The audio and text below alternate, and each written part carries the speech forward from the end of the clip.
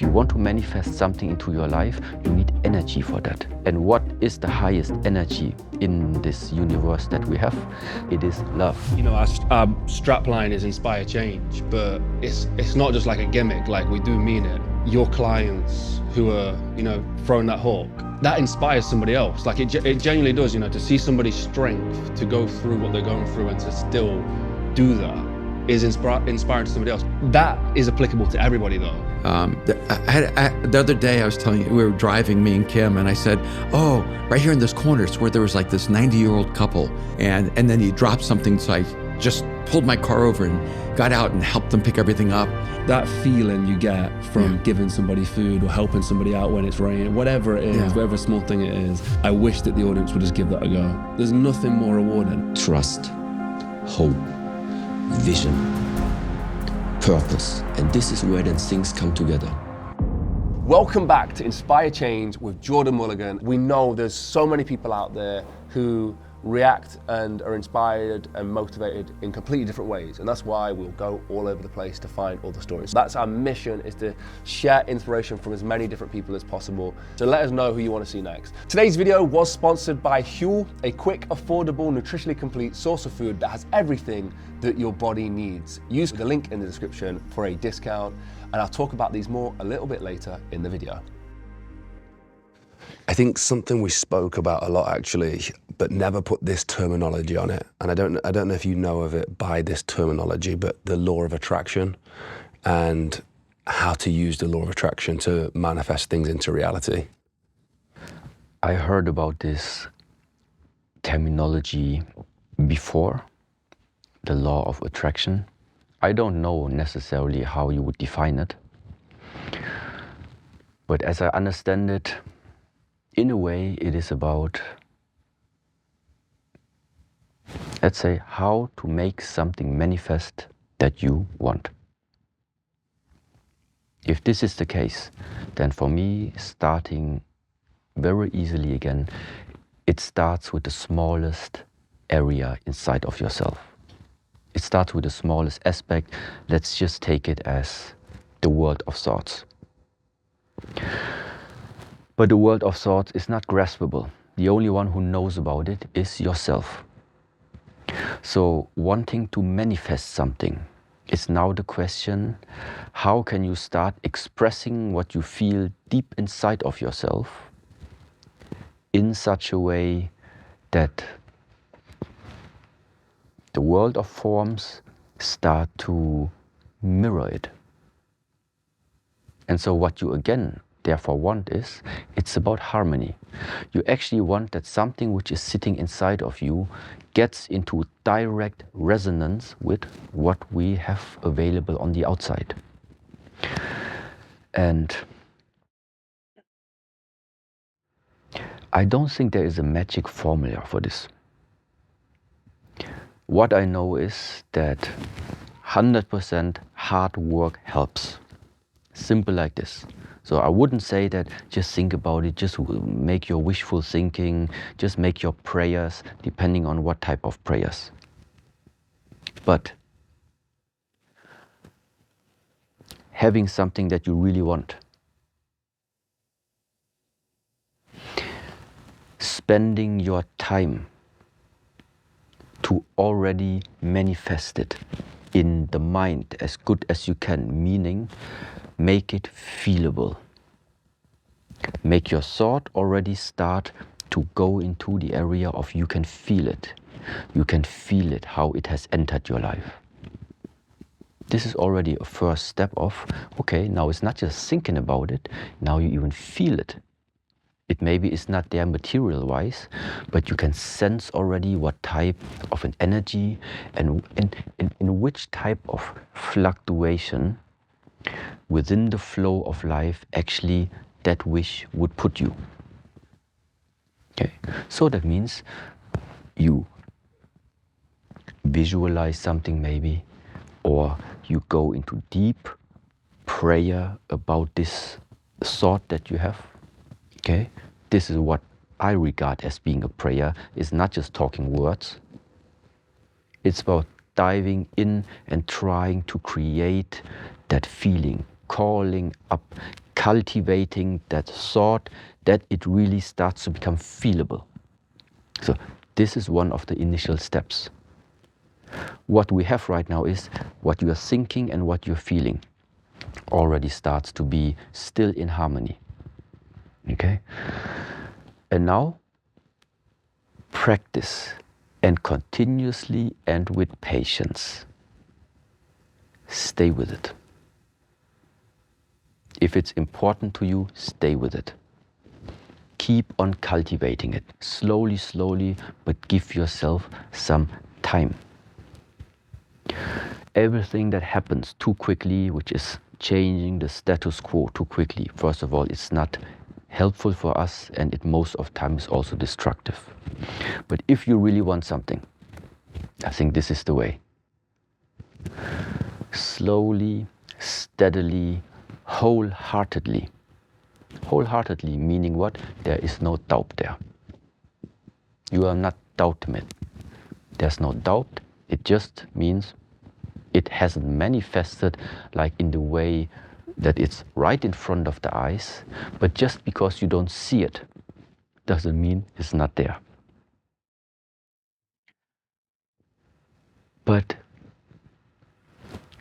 why so pure-heartedly? Because only the heart is the one that is, let's say, connecting us humans together. Only the heart is like that area that I would regard as giving the possibility of connecting. The heart is like the highest instrument, if you would say like this, the highest antenna to spread out the connection.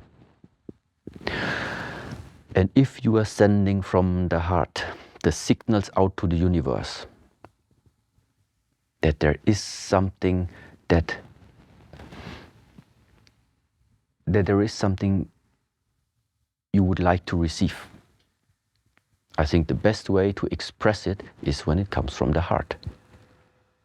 So that means because you already have it inside of you, because the heart is the magnet, because it's magnetic, that's why it pulls. That's why it pulls. Yeah, I express it now again, maybe a little bit fluffy again, but it attracts the energy which is surrounding all of us to finally manifest what thought, what emotion and what feeling and what wish and desire you have inside of that heart. It's pulling it towards you. And this is why now when energy, strong energy, starts to come into your life, well, in order for something to be created, we need a lot of energy. So the ultimate question is always, if you want to manifest something into your life, you need energy for that. And what is the highest energy in this universe that we have? Some people call it sexual energy, or it is love. It is the energy that carries the potential to create life. This is normally what happens when two people come together and then go into a partnership, go into a bond, and create out of love new life. There is no other energy that can create new life. Two people hate each other, how they create new life? Two people are jealous amongst each other, how they create life? No, there's only one thing. And so law of attraction, or however it's called, I think it is based upon these type of thoughts. I don't know specifically, but once you are the magnet, you're pulling something towards you. This goes for all the positive things that you feel during the day or what you're cultivating, but especially like the negative. And I think even, maybe if you are constantly thinking about, worried about, fearful about something, this fear already went so strong that you feel it on a daily basis. And then you're wondering why it happens. This is also that sentence about the, how you call it, the self-fulfilling prophecy. So self-fulfilling prophecy, law of attraction, for me, I think they belong to the same category right now.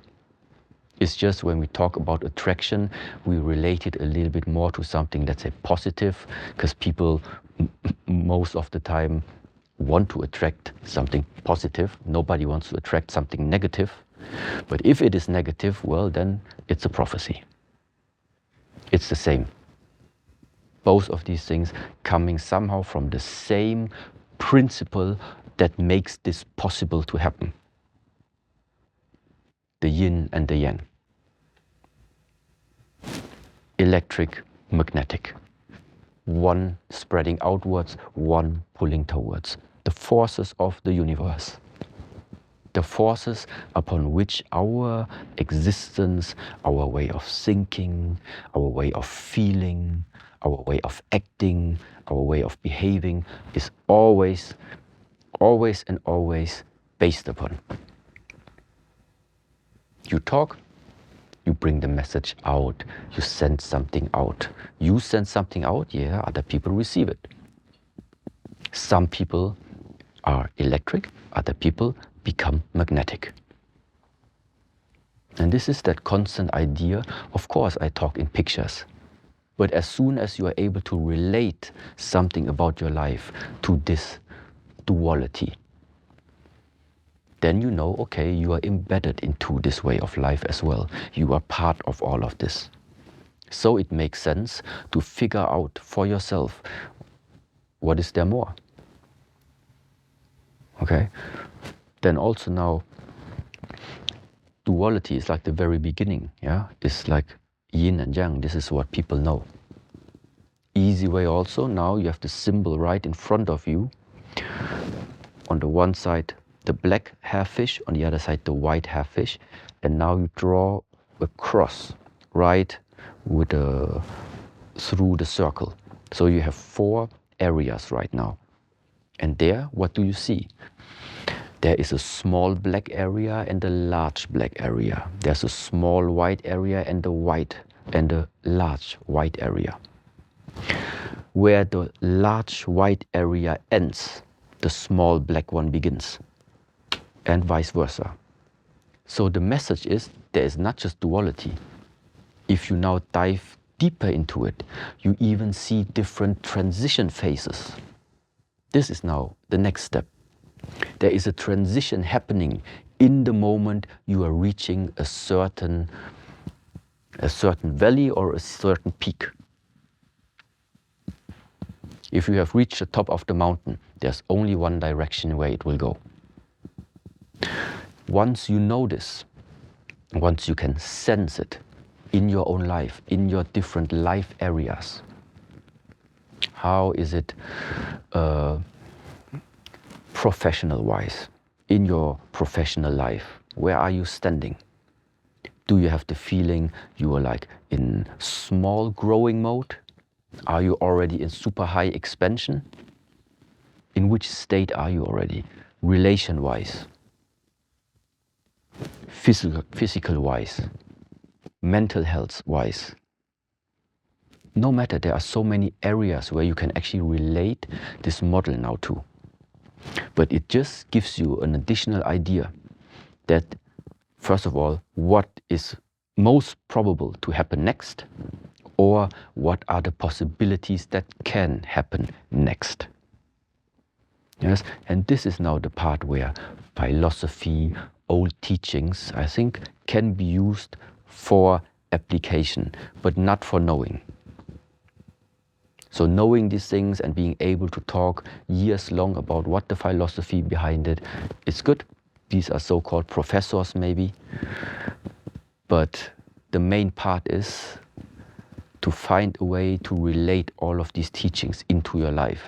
You are the one who is supposed to benefit from these teachings. The ones that wrote it, the ones that delivered all of this, they're not here anymore in this world. They left it here in case they left it for you to get the message and make it better than them maybe did it. That's the reason why normally you want to leave something in this world in order to, let's say, support the upcoming generations to not go through all the mistakes and challenges and difficulties you might have you might had to face. So it's always about your life. It's never about blindly following something just because somebody told you to follow. If you're depressed or you're struggling and you manage to get out of bed, that's a big win. And I think some people downplay it because they're looking at other people through social media or other people's achievements. But on a day, that could be the Usain Bolt world record for you. And people do need to celebrate that. On the point of the pain of family of other people, it is difficult. And I see your perspective of you having to hold it together, for all your clients. And I think the way you are is so infectious, because when you're talking about your clients are like, let's go, you've put that in these people, like you've installed that into people. And I'm curious as this one is, I guess like your perspective is better because you've worked with so many people with disabilities and illnesses, but how do you not give empathy and sympathy and just go baby people and let them go at their own pace? Because I've seen some of your videos and you're just as hard, maybe harder with some of these people. You're doing it and there's no discussion about this. You're doing it. You're going to stand up. You're going to lift this. You're going to do whatever it is. And you're really to the point of, you better do this. And your clients have said the same thing as well. Yeah. So how do you not bend into, letting them bending into the empathy and I'm a good psychopath. So my strategy is love first, care first. If I know your story, really know your story, know who your family are, know who your friends are, know what your neighbours call you, know your noisy neighbour that you don't like, the silly woman at work that annoys you, that takes your mug, your pet. I need to know your story. And you need to know my story, because once I really know your story and you know mine and we become friends, there's nothing you can do. Because the moment I fully care for someone, there's no going back, brother. If I fully care for you, I mean, you have had many conversations about wanting to do this and become healthier and lose weight and do this and listing the things that you really want. And me as your friend, and a lot of these guys that I train, I'm the big brother figure. And I'm listening to you and I care for you. And you told me that you want to walk 2 steps. You told me that you want to stand up for 20 seconds. My love for you is so strong that I'm going to get you there whether you like it or not. I'm willing to not risk the friendship, but I'm willing to make the friendship boat wobble in order for us to get out of that rough sea. I'm willing to do it. I'm willing to take that risk, because I guarantee that if we take that risk and we do it, our friendship's going to grow even more, and the love that we've got for each other is going to grow even more. You see what I'm saying? So what a lot of people don't see is the videos are the end product. The videos are just the end product. I've never taken a video twice. I put this shit up, I press record, film. I've never take a video twice, but what people don't see is the tears before it. What people don't see is the conversations before it. Bro, one of my girls, right? She wants to box. She loves boxing. She knows she can't. She knows she can't get her hands up. Her mobility is so limited. But what she demonstrates is bravery and courage, that you can get 100 men together, they're not as brave as this girl. Because guess what? Bravery to me is, have you got the strength to look at impossible and go, I'm gonna give it a go still. She knows she can't throw a left hook. She knows she can't. She knows she can't get that there. She can't get that there, it's impossible. So I'm not gonna patronize her and try to make her do it, but I'm gonna put that impossible goal in front of her. And to see her still give it 100,000,000%, she's the most wonderful, wonderful human. That she's amazing. The fact that it's impossible, bro. Think about it. But I'm still gonna give it a go. But guess what? She gave it a go and she did it. She gave it a go and she did it, and it was just amazing to watch and just be a part of that. And I think this is what the world needs to understand when it comes to me and my work. It's never about, and this is why I didn't film for so many years. I've been doing it a long time, and I didn't film because I don't ever want to be even talked about as exploiting anybody. I do it because it's me. Somebody accidentally filmed I was doing when I first opened my spot. Somebody was filming and they filmed like one of my OAP classes that I've done for 15 years.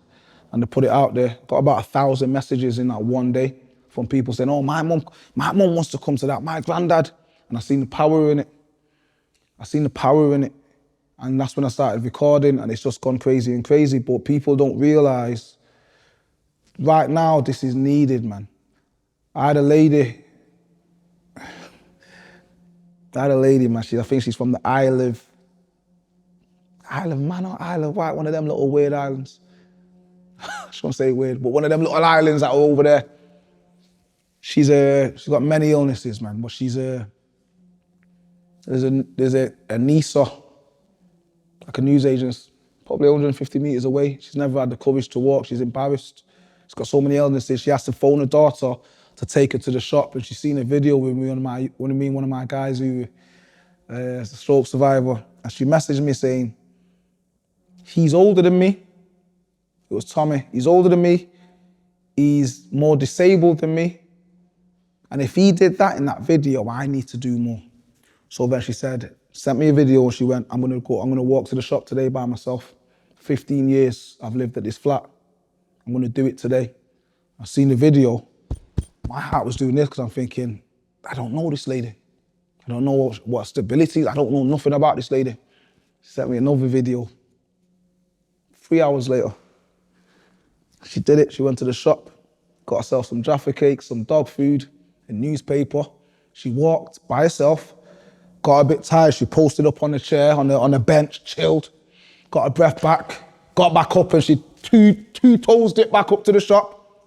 And then she came back and she sent me a video, just really emotional.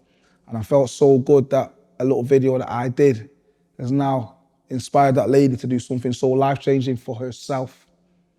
And I think that's the key, people doing things for themselves without feeling that it's about being selfish or anything. Do things for yourself. I think that's a really, really, really important message that I've learned in the last couple of years, that these videos and my work, thank God, and I'm very grateful, of inspiring people to do things for themselves, which is really important. It's infectious as Yes, well. definitely. You know, our strapline is inspire change, but it's not just like a gimmick. Like, we do mean it. Your clients who are, you know, throwing that hawk, that inspires somebody else. Like, it genuinely does, you know, to see somebody's strength to go through what they're going through and to still do that is inspiring to somebody else. Maybe somebody who's in a similar position, like she was inspired by one of your clients or one of your classes, you know. That is applicable to everybody though. You know, if you're going out and doing something for yourself and somebody might be watching, this is the Inspire Change mission for me was kind of one of the reasons it was created is that I saw this guy who every single morning, he'd go on the park at like 5 a.m. in the morning and he'd clean the park up. Big public park, didn't work there, just, you know, was just doing it because he wanted to clean the park up.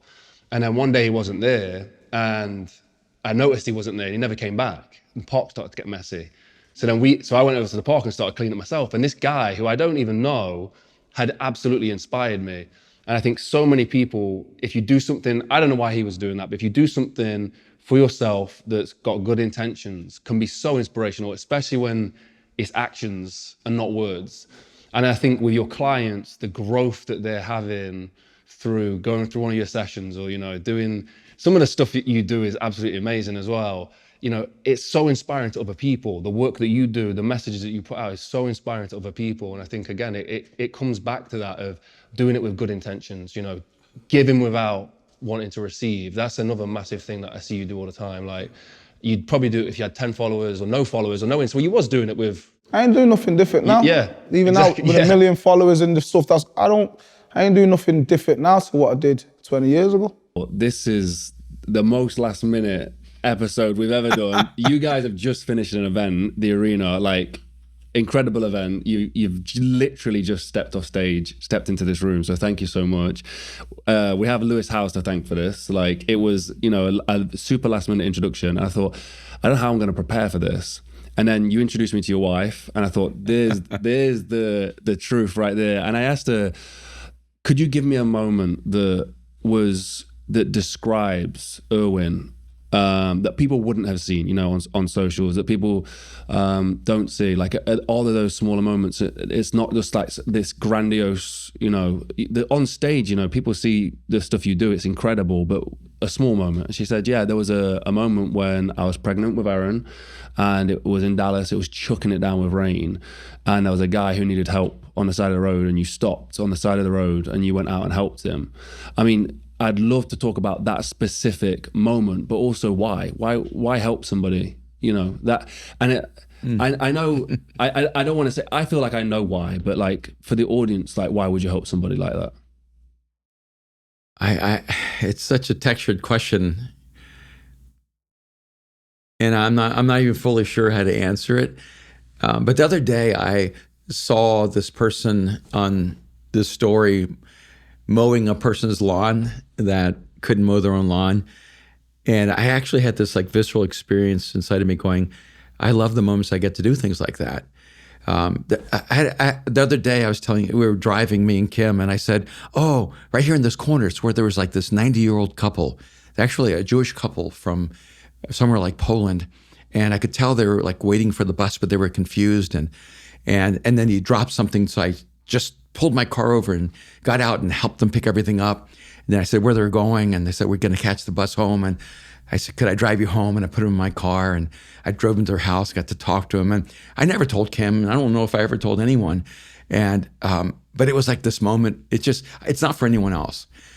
It's just really because it makes me the person I want to be. And because I get the privilege of doing big things, and people think that's what makes you. But I feel like the only thing that earns me the right to be in the big stage is that I'm true to who I am in the small stage, you know? So yeah, but that was early on in our marriage, and I don't know if I deserve any credit for that one, because it was pouring down rain and it was flooding in the streets, and I'm having to drive these kids home to their houses. Kim was 9 months pregnant. She sees this homeless guy and says, you know, did you see the man? And I didn't see him. I couldn't even see the street. And she goes, you need to help him. And I said, I got to take these kids home that she made me take home. I did not want to take them home. So I drive all these kids home. I didn't want to get wet, you know? And we're driving back. She goes, you got to help the man. And I said, if I see him, I'll help him. I never saw him. And she goes, there he was. Did you see him? And I said, honey, I don't know if there was a man there, you know? And she goes, you need to go help him. I said, I don't want to turn around in this flood. You know, let's just go home. And she goes, we need to help him. Well, it's the royal we. She was pregnant. She did not mean her and the baby. She meant me, you know? And as she watched one of her servants go and serve her purpose, we turned around and I saw this homeless guy. He had a broken shopping cart that he had stolen. And stuff floating all over the water. It was nasty. And I jumped out of the car and I went and restructured his shopping cart and picked up all the stuff. And that was the worst part. It was just so nasty. And I'm a clean freak. And I'm picking it all, putting it in his cart. And then the moment I finished, it stopped raining.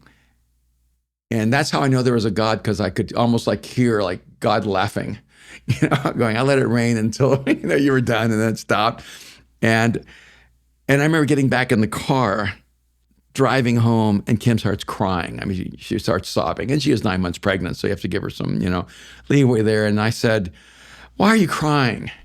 Did I not do it with the right attitude? You know, like, you know, why the tears? And she said, that's the greatest message you've ever given. And I had mixed feelings.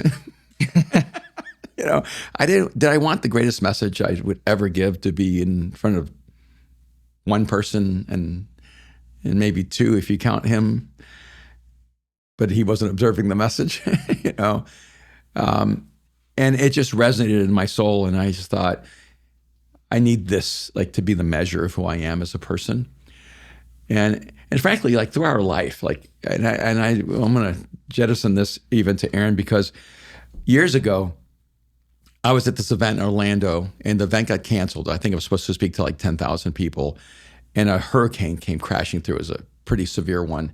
People were having to flood out of Tampa, and people didn't have a place to stay. And we're staying at this hotel, and we have some of our team there. I asked the hotel, you know, why aren't you, you know, are you going to let people stay here? And they said, we're not authorized to let people who don't have a shelter stay here. We were really poor, but I had good credit. So I took my credit cards and I paid for every single hotel room in that hotel. And I said, fill the hotel with families who have no place to stay. I didn't know how I would ever pay the tens of thousands of dollars that we put on our credit card that day. And we never told anyone. And this is probably one of our first public conversations about that. The reason I'm telling you that is because we've tried to live a life that was authentically generous and sacrificial. And I love that I get to do that. Like, for me, the more successful I've become in my life, or the more wealth I've had in my life, I just love that I get to do more good in my life. And it's not for anything in public. 90% of everything we ever do that might help someone, no one will ever know. And I think that's really important. And Aaron will never tell you this, but he's a really successful entrepreneur. He owns 2 homes. In one home he has rented it out to a family who can't afford the mortgage, so he pays probably 35% of the mortgage for them so they can have a home. And then right now in his other house, he has someone staying with him who needs a place to live and who came here from England. That's who he's been all of his life. That's who our daughter Mariah is. They're the most generous human beings I've ever known. And I remember when Aaron's moving to New York, and he would never tell you this. Like, he writes a check to Mosaic for $6,000, which is every penny he had before he left, because he wanted to leave with an act of generosity, not even knowing how he's going to generate his next paycheck. It's just, for us, who we believe we're supposed to be. I mean, first of all, both of you're crazy, because right? Because it's amazing. First, just before I get started, what a pride to have your children like that. You know, both your children to be like that. You know, a testament to you and Kim. Unbelievable. But you're crazy. You know, giving away everything you had, but then it came back to you. And kindness, you know, it was a giving in kindness, and I feel like it always does come back to you. It will in some way. You'll be looked after somehow.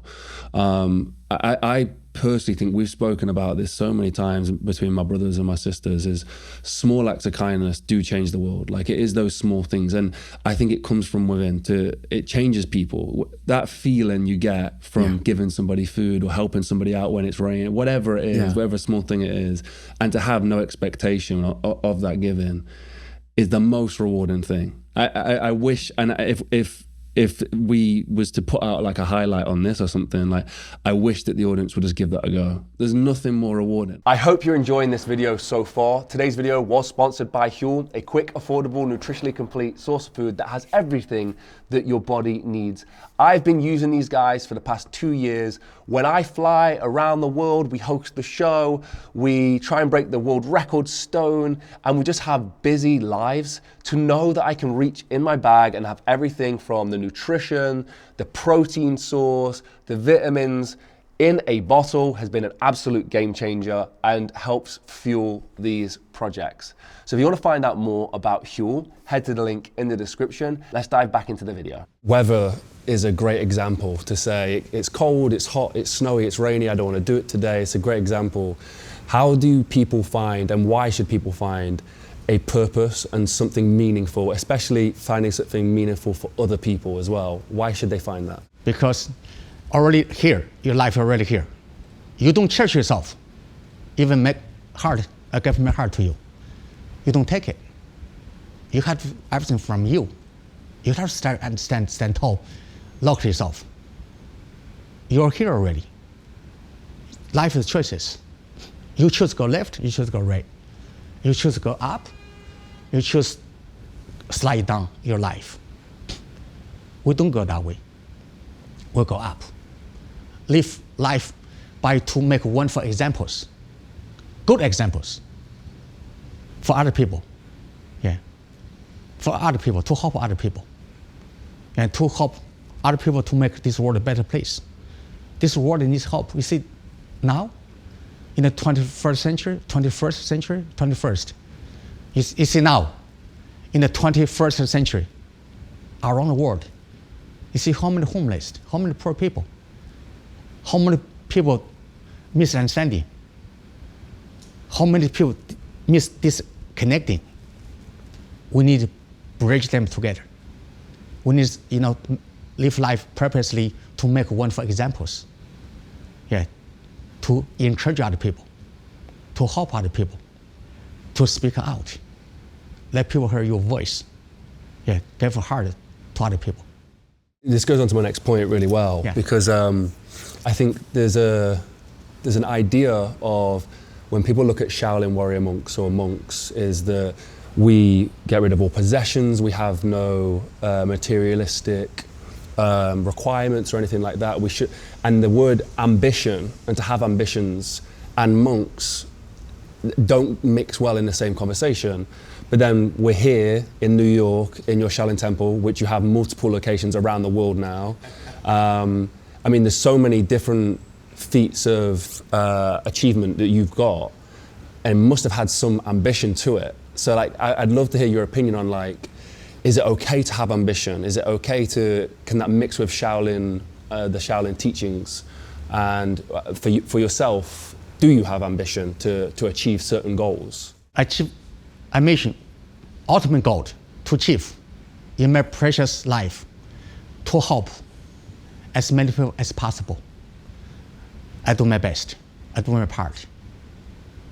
Everything from you, peace from you, understanding from you, love from you.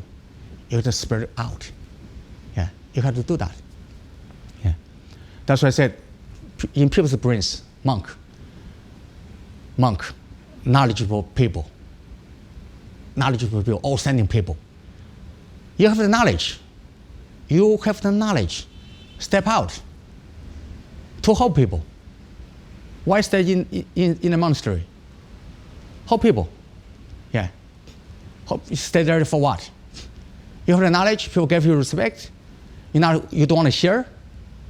You don't want to spread knowledge to other people. Why you live life? Yeah. First, let people understand that monk means. Monk, one word, but in Chinese, two words, 和尚. 和尚, monk, to make peace, to make a wonderful relationship with anybody, with the place you live. Everyone treat just like your home, like your temple. Everywhere you go to build a wonderful relationship, to share the peace, love, respect, courage with others. Yeah. To help others. That's a monk. Yeah. Monk just let people give you respect for what? Yeah, you cannot help them. You know what I mean? Just go some place. Don't stay in the monastery. Yeah. Don't let people give you respect. You're not spreading love, respect, knowledge to others. Doesn't make sense. For people who don't do this, who don't get out and have that mindfulness without an awareness, how do they take this step? People ask me, like, why would I do this? Like, why would I go and practice awareness? Everything works for me. I'm fine. But you drink and then you curse and you act out. You hate on others. Your life isn't going the direction you wanted to go, but yet here you are. Because you don't need it until you need it. You don't need meditation until you need it. But what happens if I tell you? What happens if I say, if I teach you meditation and you implement that into your life, that you could be a better person, that you could be more successful, would you not take that skill and put it into your life? See, a lot of people, they don't see it because they live in this artificial world, social media, television, artificial world of listening what somebody they don't even know you have to say about you across the world. They care about that because they live in this false reality. We separate ourselves from what is actual truth, and what is actual truth is this. This is actual truth, but yet we rather live in our false narrative of what somebody else's believe. Never even met you, and they have to say this about you, and you that's your reality? If you ground yourself in what is true, which is this, then it doesn't matter what everybody else have to say, right? Because you're grounding yourself out in what's actual truth, and that is beauty.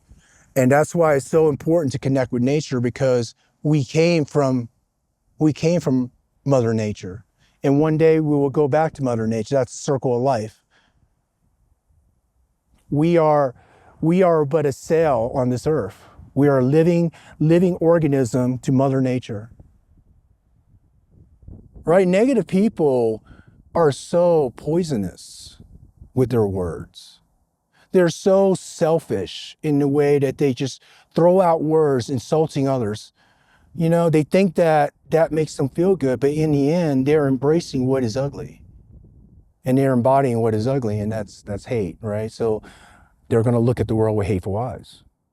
Insulting others, insulting everybody else because they believe that they are perfect. And in the end, none of us are perfect, and that we should help one another. So live in what is beautiful. So when I say that is, you can only do that by practice. You practice. So this morning, if you practice gratitude and you're grateful for the day, and you're grateful for the morning, you're grateful for the friendship, you're grateful for the food, and you're just saying thank you for everything, will you not be grateful for your life and fulfilled? In today's world, we expect it. It's an expectation that others need to serve you. We have expectations that, you know, my coffee, my food should be delivered this way, or otherwise I'm going to be pissed off. That's the expectation you place on yourself, ruining your day with a word.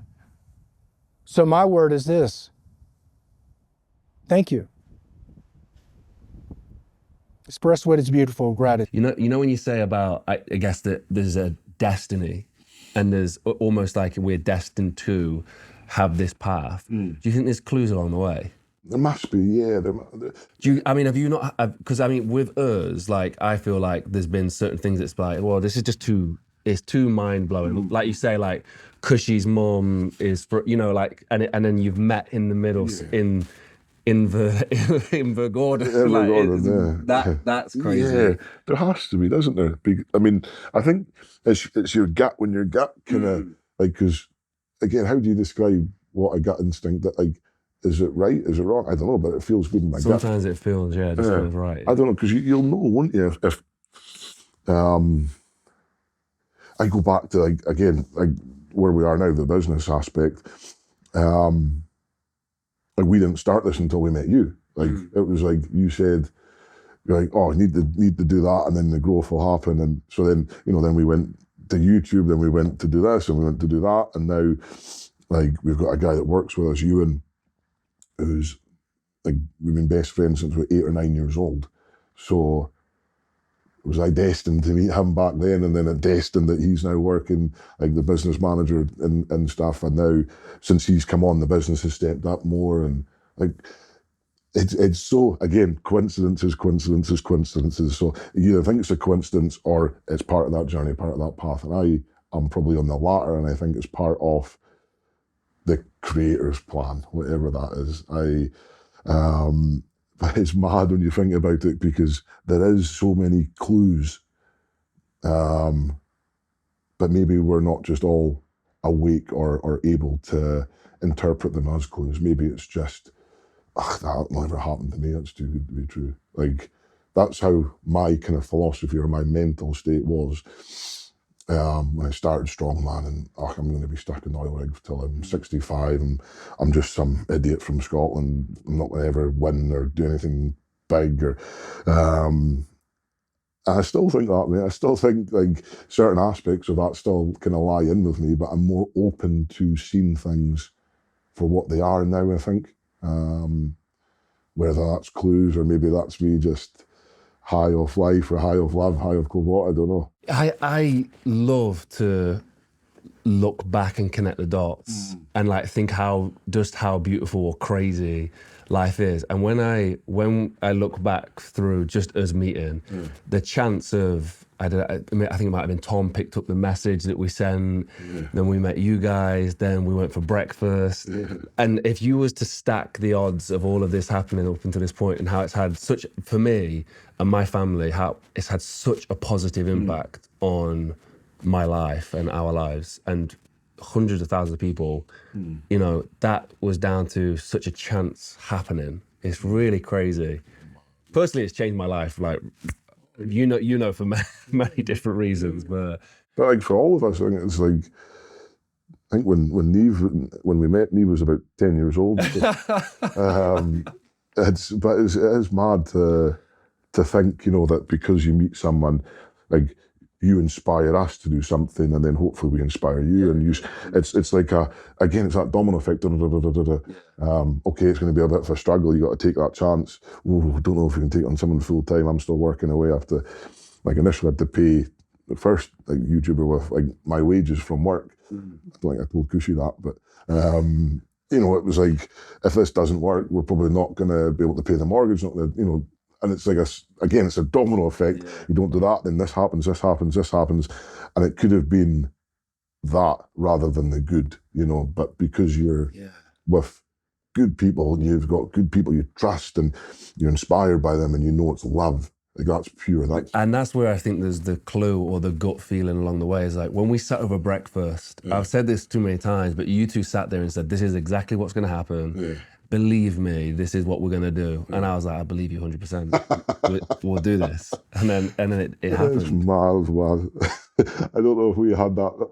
I mean, we did believe I had the magic moment anyway. It worked for me. No, it worked. But said before, like, even if you just have like a small bit of self-belief, if you're putting it out there, you're voicing it, you're telling someone, it's like when you're struggling, if you're telling someone, they're gonna listen, and then they're gonna take it, and then you can change that. So, like, again, if you're voicing success or aiming for success by speaking about it, then the power of those words means something. Words mean something, you know. So if you're saying it to other people, you're not just in your room, like, thinking in your head, you're voicing it. Whoa. Again, I think it's about finding the right people as well, because I don't think most people that I would explain my ideas or plans would believe me. And I think you and Tom straight away believed everything that we said, and you everything that you said, I believed was, you know, you felt that was achievable for yourself. Just particularly on the stone lift that I've got planned, everybody I've told has said it's not possible, and you've not even questioned it once. Like, you know, we've laughed and giggled about it, but you've not even said, like, there's a will, there's a way, it'll happen, kind of thing. But like, having a community around you that has that belief in you as well is really, really special and really important, I think, to build relationships like that, for especially for like aspiring entrepreneurs, businessmen, athletes, whatever it is, to have somebody around you that you can go, I'm going to be the world champion. And they go, yeah, you got it. Come on. Cheerlead, I'm there, I've got you. But then it's no surprise as well, because you've changed your kind of mindset now from, you know, that pain, that hate, that anger, whatever, and now it's love. And of course you can do that. Of course, like, if you love, you're doing that for love, man. That's powerful. That's like the guy, the priest guy said, you know, love is always going to be more powerful than hate. And that's what we've got to realise. The more we love, the more we throw love out there, that's going to overcome hate, because of course it does. If someone's like hating, it's okay, man, it's fine, you know. Hate, it's fine, hate me, I love you. I love you, I know you can do that, I know you're capable. You went to the Arnold's and lifted that fucking heavy stone with no tacky and smashed it, mate. So you're saying you can't carry a 30 kilo, 40 kilo stone? I'll be with you the first journey, we'll carry the 80 kilo between us to Inverness. Tom will maybe come for a mile. You know, we'll get that done, that's fine. You know, that's an easy bit. It's like, of course you can do that. The bodies of us are resilient. It's resilience. That's what it is. You know, I was talking about it the other day. Like, resilience is built into our body. Of course it is. We can survive we can cut off our limbs and still survive, which is mad. Yeah, that is mad, yeah. So, of course you can carry the stone. And your mindset is strong. You can do that, mate. It's just, Like, why would I doubt you if you say you're going to do something? I didn't doubt you saying, let's make a documentary together. I didn't doubt you by saying you should take silent, you should, you know, I trust you and I believe you, and that's basically it. It's not hard. And I'm giving you love, I'm there. You've got so many powerful people around you that you won't fail if you set your mind to something. So I'm there for the journey. I might not do the whole thing with you. Maybe, I don't know, Kush might not be too happy if I weighed this stone, it was 95 kilos. Was it So 95 yeah, kilos? yeah. So Okay. yeah, it'd be all right, yeah. What weight are you now? 110, 115. That's fine, it's not even your body weight. Yeah. If you can't carry a stone lighter than your body weight, then come on. You know, you've seen those poor like ladies and whatever it is carrying the things. Yeah, that's what I say. The way they carry that is genuinely what's inspired me to be able to carry it. Like I think it's possible because of the way they carry those, you know, the baskets or whatever they're carrying. Yeah. And you're doing it for Yes, for a reason. Yeah. a reason. And I've not really spoke about it actually on camera, but the goal is if we can take a stone from its natural resting place. I said this to you. We laughed about it, but this because it could go the wrong way. The message. But if we can take a stone from its natural resting place, 450 miles to Jacob's resting place, then if we can do that to get a headstone for Jacob, then we should be able to get a headstone into the hands of parents that are also grieving as well. So hopefully it's received. I can articulate it well. yeah, I'm sure you. It shouldn't be that hard. If we can do this, it should be easy. Just wear the polo neck when you're taking Yeah. people. Mate, you can get anyone to believe you in that thing.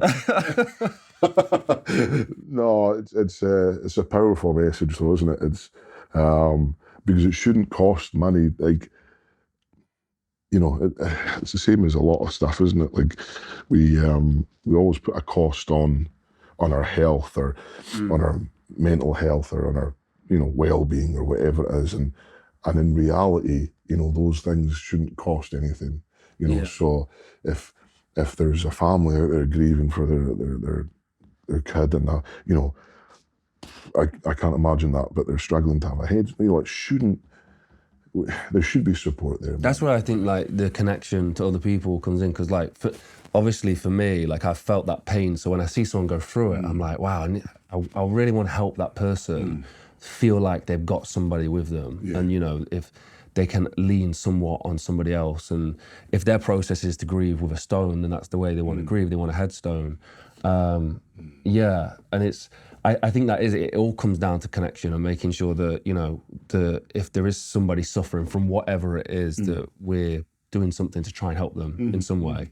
I think you have to. Like, you're doing it through your videos, you're doing it through, you know, leading by example. Doing that with a stone carry, that's amazing, man, doing that. You know, but then, you know, then we have to say to people, right, if you are struggling, of course you're going to be struggling if you lose someone, if work's going bad, life's going bad, whatever.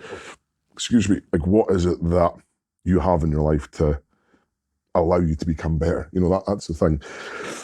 And it's not pills, it's not like material things, it's not, you know, quick one of material things as well. On Saturday night, the Prana, the head of the mantra group, was talking about mantra and what it means. And again, I don't want to butcher it, but I'll tell the example. Joy, like material joy, when you get some joy from a material thing, it doesn't last. You know, so he said, right, when you eat a plate of chips, that's amazing. You know, when you taste, oh, that plate's lovely. Okay, there's another plate. Oh, yeah, it's quite nice. Yeah, another plate. That joy will end and it'll become hard. You don't want to have that anymore. But with a mantra, you can do that continuously, and you're getting that same energy. Hare Krishna, Hare Krishna, like when you're hearing that vibrations, that takes you to ecstasy every time. You know, so it's everlasting. It doesn't stop giving you joy. When material things come into play, it's going to stop. It's not everlasting. And I think that is, that's something good, man. Like when you can have that, like that feeling of like, no matter what it is, you can go to that place, you can, you know, breathe. You can go to that mantra, whatever it is that means something that resonates with you, and it gives you joy, it gives you ecstasy, it gives you like power or whatever it is. And that I took that. I mean, again, that's something I took away from that night. Wow, no, the way you've said that's amazing. Can mantra be anything? Could my mantra be what I want my mantra? You can be whatever, as far as I know. Yeah. Yeah. I'm not a mantra god. I'm just, again, I'm like very early on in my journey. Yeah. But like because I'm with Kushi's family, it's like a Hare Krishna based mantra. But I believe a mantra can be anything you choose it to be. If it means something to you, if it resonates with you, if it gets you into that place of like. Well, you were right though about things. You become numb to them. Yeah. Like there's only so many nice cars you can have, or what, you know, nice watches, money. It will you do become numb to it. That's, you know, it doesn't, maybe gives you the spark at the start, but you won't be happy the whole time. But I think you're right with a mantra. Want to pick some of these subjects up later when we do a podcast, because there's people who have inspired me massively in popular culture and in sports. That like this mindset that you're talking about right now, really, I've heard it from them too, and it's really interesting to hear you. But I'm really interested to hear your thoughts on it. Like people like Kobe Bryant. I don't know if you're a fan of basketball. Basketball player, yes. But his mentality, the way in which you're speaking right now, like sings to that mentality massively. Muhammad Ali, we just said as well. So maybe we could pick it up later. But I do find it fascinating that it's in your training room. And the fact that, you know, you excel in this, whether it's on social media or whatever it is, or in the philosophy, you excel in my opinion, on a level that I've not seen before. And, you know, that's not to sing to your praises or anything like that. It's just to say, like, you obviously have that mentality to put all that work in. Maybe it's something we can explore later as well. This is something I want to explore later as well, a little bit more casually, but I'm interested within this conversation, when you talk about the fire inside, you know, you sit here very calm, and then we've seen some of the stuff you can do in the gym and in practice. And has growing up, before you found the philosophies and, you know, when you started doing the training, did that ever become an issue, having that fire inside? Was it always contained under this philosophy? I think I ended with that word performance, yeah. Let me just jump back. If you want to have 2 cars or 2 bikes, and you want one of them to be faster, what you essentially want is, one is supposed to be more performing than the other one. What do? You need an engine with more performance. How do you literally, what are the ways, for example, with an engine to increase the performance? Air intake. Air intake, why? More oxygen, more fire, more combustion. Same like with an oven. Right now, the bigger the house becomes, the more the oven needs to work, the more heat it needs to generate. How you do it, besides the fact of adding more wood, you need more air. We need more capacity. What do I do when I want to start increasing the performance level of myself? Number 1, for example, eat more, but I need to have better capacity and better refined breathing mechanisms. And this is where it simply comes into the practices that are, for example, known as Qigong. Some people nowadays say Qigong, energy practice. Yes, it's correct, but sometimes you get lost with your energy. I don't know which type of energy. So breathing. Okay, for me, Qigong is simply the part of increasing the capacity of your lungs, which means once you inhale, you try to inhale as much as you can. This is the first level. And the second level is increasing your ability in adjusting also the oxygen, the air level inside of you. And now, when you maybe watch later in the moment where we are doing our training, the more I start to sweat, the more different my breath has become. Very naturally. When you start running, why suddenly the body naturally draws in, wants to draw in more air?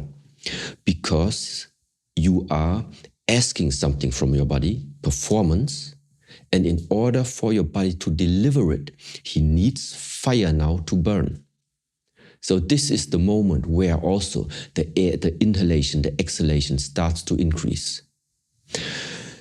And because it's getting tiring, so you're getting tired, what is it essentially that keeps the fire going? So, and this is now the special thing. Either you have an iron will, then you just, then the amount of fire that you can produce is super, super high. If you by yourself have an iron will, then you can just keep going like a machine, okay? If you don't have an iron will, you need something that is giving you, that is like substituting, for example, this iron will. I have things that give me iron will.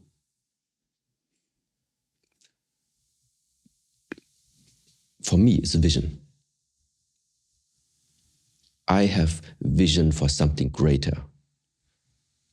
Yeah, or you might say, is hope. Or it can also be, you can think about a person. Sometimes you meet a person, you just need to call them up in the mind, they give you fire. You know, so this is the way. What keeps the fire going? What keeps you yourself? What is it that keeps you, make you push on harder? Trust, hope, vision, purpose. You know, and this is where then things come together. And this is the type of fire where I say, when you know about these things, even angriness, suffering, loneliness, feeling used,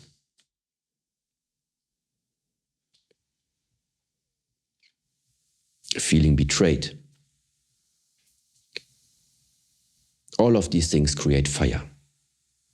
The question is now, in which direction are you allowing this fire to develop? To burn you on the inside? Or are you able to channel, but it's exactly the same type of fire, to channel it and use it for something that is not eating you, to do it in order for you to grow, in order for you to keep going.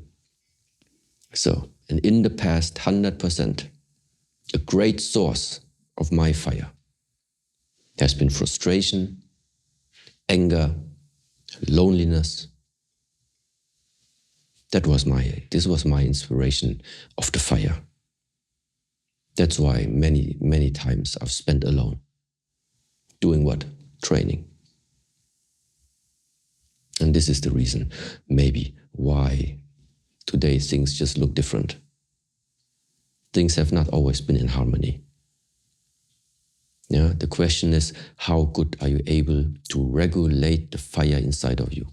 Thank you for sharing that. Like, I think that's absolutely incredible to have that insight. The battle of channeling that energy, that fire energy.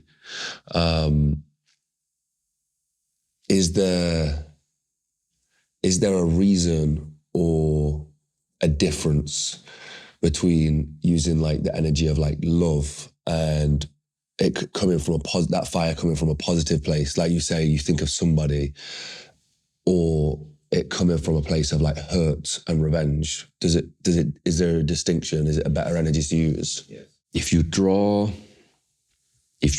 your force, if you draw your motivation, if you draw the fire from love, let's say like this. For me, when I think about this word, it's an expanding force. So love by nature, it's an energy which anyway it's expanding. It's expanding beyond yourself. Yeah, which means it's automatically embracing more. So embracing more, meaning it's easier. The energy is there, which makes it easier to bring something new into your life. This is how I see it. That is like the energy. And when you combine this now with your training, literally means if you have this type of energy, it's easier. It becomes easier to bring something new into your life. Now, the problem with anger is, or with hate, or this other type of energy is that the nature of this energy, it's not to integrate someone, to integrate something. The nature of that force is now you're going to fight against the world. Now you're going to mess up everything. Now it's like you are the hurt one, and now you're going to show them all. This is the nature of the anger energy. Yeah, it is the energy that makes you like, okay, that mountain won't move. I'm going to make it move. It's this type. Okay, so, and what means if it gives you energy, but the energy, if you just use it without disciplining yourself, without properly thinking about it, what you are going to create is separation.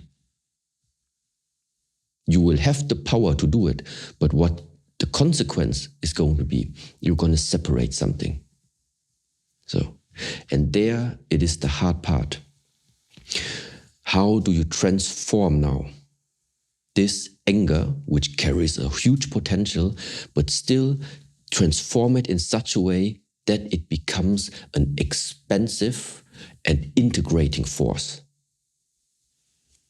And there's only one thing that can help with this: the connection, the compassion. But being driven by anger and not enough can only get you so far. It helped me succeed a lot, but it didn't help me feel like I was really fulfilled. And it was never enough. I would achieve all the goals that I wanted to achieve in sports,